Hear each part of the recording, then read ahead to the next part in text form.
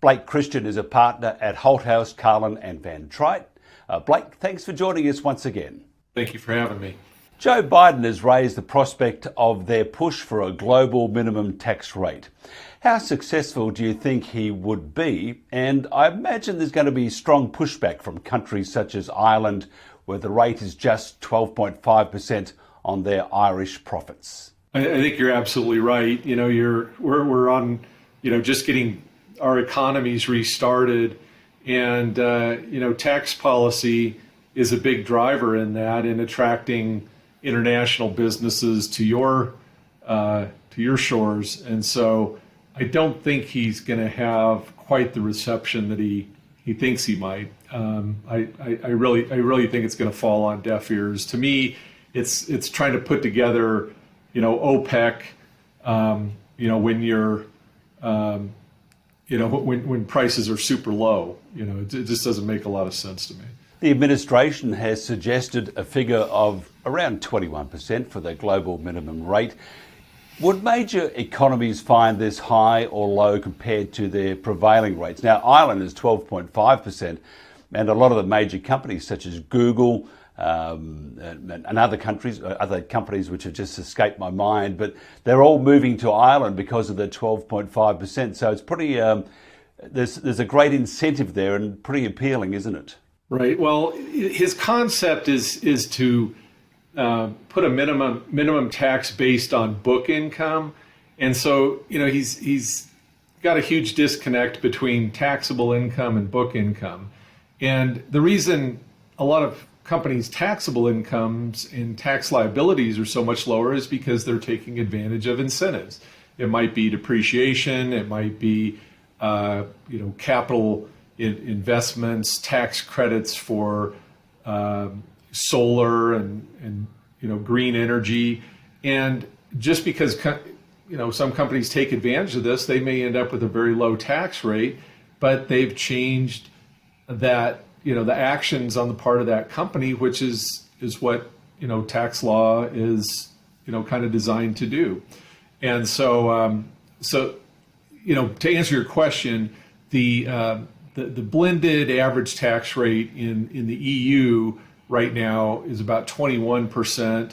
In Asian countries, it is a little bit lower at 20%, and then the Americas, so South America, North America, etc., are running about 27% on average. And so really this 21% is probably somewhat strategic. I've also seen 15% kicked around. So I think he's picked that number because these other countries are already there. What isn't obvious though is the EU, they've got this the whole, and they're in Australia too. They've got the whole value added tax, kind of a national sales tax, and taxing things as they move through production cycles, and so they're collecting on that too. So that 21% is kind of a little bit of a misnomer because it doesn't include the value added tax. What would the benefits be though to the US?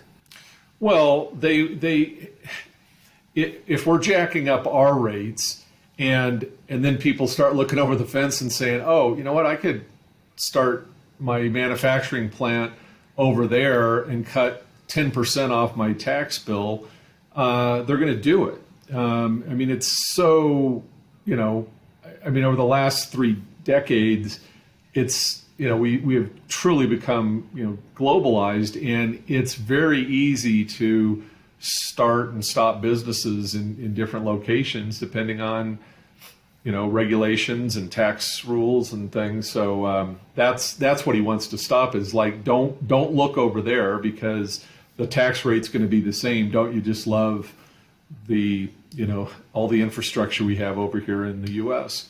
I think Joe Biden probably should take a leaf out of Donald Trump's book, and if he heard that, he'd fall down again, regardless whether there are stairs or not. But Donald Trump was pro-business. He was America's president. You would probably say that Joe Biden is the world's president in his feeble mind. And at the same time, it would also show that he's not that concerned about business. He needs to make money. He needs to raise money from taxes and to finance all these halo-driven initiatives. Yeah, it's again, I think he's going to run into a little bit of a buzzsaw when he starts meeting with these other international leaders, because to me right now, it's kind of, we're all, international communities working together for, COVID suppression. But, when it comes to the economy, it's every country first. And I don't think they're going to, compromise on their tax policy just to satisfy the U.S. president. I just don't see that environment right now. Now, how would it affect large entities such as Amazon, Google, who currently pay very little tax? Yeah, so again, because a lot of them are using, with technology, it's real easy to kind of silo your technology in a low tax country like Ireland, and then they license it all over the world from that low tax jurisdiction. So they've been, I don't want to use the word abuse, because they're just taking advantage of the way the tax law is written. But that's the big reason that they don't pay much income tax, the big data companies. So they would definitely get hurt by this. And they've got, they have been onshoring some of their profits, but I can't remember if it was Amazon or Alphabet had, $90 billion offshore. I think that maybe Apple was way up there too. And, they under the Trump tax bill, they could onshore that at around 10.5%, I think it is. And, that brought a lot of money, into the U.S. system, and also allowed them to expand in the U.S. So, again, the tax policy does change companies' behavior for the better or worse. And, we'll see that. I do want to interject, if I was advising Biden, and he hasn't called me, but if I was, I would tell him, keep the 21% rate where it is for companies making, say, less than $10 million. And, but, companies making more than that, I agree. I think they can pay a slightly higher tax, but I'd rather see it, at 25 or less. But I think I'm disappointed that there's not a discussion that, smaller businesses should get a lower tax rate, and tax the guys that are making 100 million or 10 billion. What about countries, if they say, for example, a country says, okay, Joe, you're president of the universe, you may not know it, but you are, just watch out for those steps. But if they say, okay, we will agree to do what you want, but then they offer other incentives to make them more competitive to US corporations, that could be a bit of a problem for Joe's plan of this great global reset that he's part of. Right, and I wouldn't be surprised that that's what his policy advisors will be talking behind the scenes with these guys. Is, hey, look, let's go out with a unified position. We can tell everybody we've got this 21 or maybe it's 15% minimum tax rate. But, you guys can do whatever you want beyond that, and, give them interest-free loans or give them tax credits, for the first 10 years that'll wipe it out. But, I think he's looking for, the headline, but there could be a lot, as you're suggesting, in the details. Well, I can see Ireland, once they heard about this, they would have almost choked on the Guinness. But then they would have said, in a very kind way, they would have said, oh, you can bugger off. We're not going to do that. Most countries would say, look after your own, first of all, look after your own citizens, and let us worry about our own country. Now, what about business? How have they reacted to Joe's quest to conquer the world? Well, I mean, I had a few meetings with clients today, and that was their top issue. Is like, what should I do? Should I be selling assets? Should I be reworking my estate plan? Should I change my form of business? And so it's certainly top of mind with all businessmen right now and women, and it's the uncertainty is not a good thing.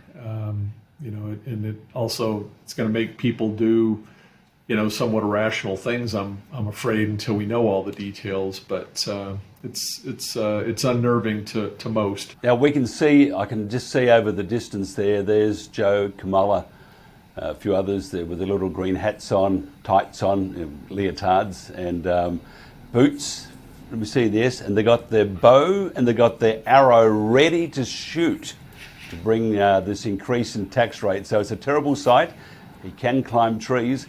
When will the higher US tax rate be introduced, though? I mean, he got the arrow ready to hit its mark. When does he let go of the arrow? Well, I mean, I think that the arrow's flying. It's just a matter of him getting enough congressional support for his infrastructure bill and the taxes that'll go along with that. And there's certainly a lot of criticism on all the pork that's in that bill right now. And a lot of people feel that he's just aimed very high on purpose so that he can negotiate down and get to a smaller spending package, and likewise, the tax rates won't go up quite as high as he's thrown out right now. And then people go, oh, it's not so bad, but it's still a big change. Well, I see Robin Hood, aka Joe Biden, again in there. He's takes from the rich and gives back to the rich, especially with the climate change programs.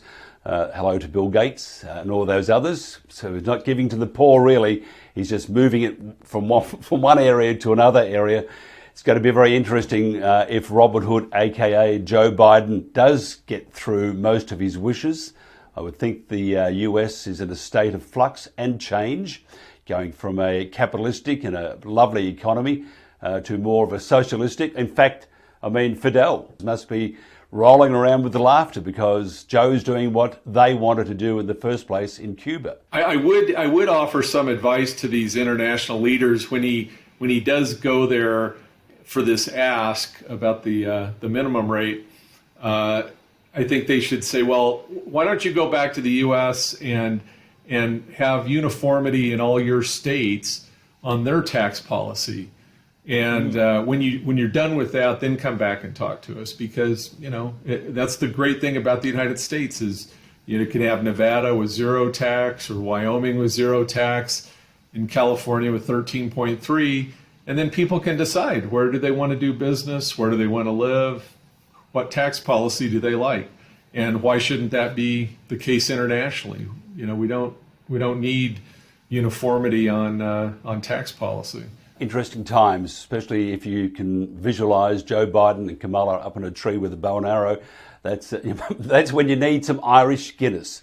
Blake Christian from Holthouse Carlin Van Trigt. Before we go, how does someone get hold of you and talk to you about taxing issues? So our website is hcvt.com, or you can just Google Blake Christian CPA and all my contact information will be there. Blake Christian, thank you very much. Thank you very much. Appreciate it.